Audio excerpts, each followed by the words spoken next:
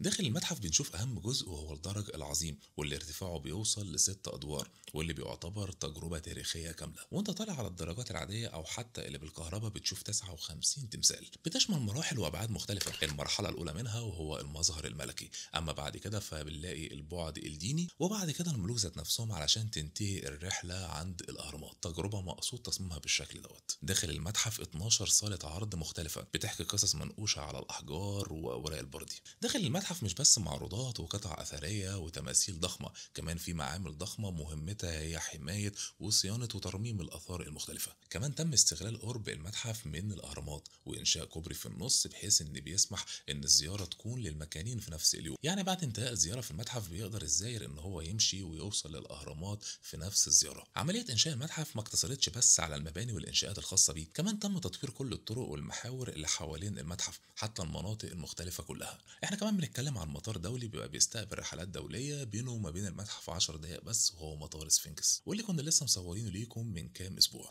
باختصار احنا بنتكلم عن تجربة هتكون مختلفة جدا. انا شخصيا مستني الافتتاح الرسمي علشان ازور المكان هناك، وهنحاول طبعا احنا نصوره ليكم باذن الله يعني، ومنتظر الافتتاح كمان واللي هيحصل فيه. بعد الافتتاح بكام يوم كده استنوا مننا حلقة باذن الله هتكون قوية جدا.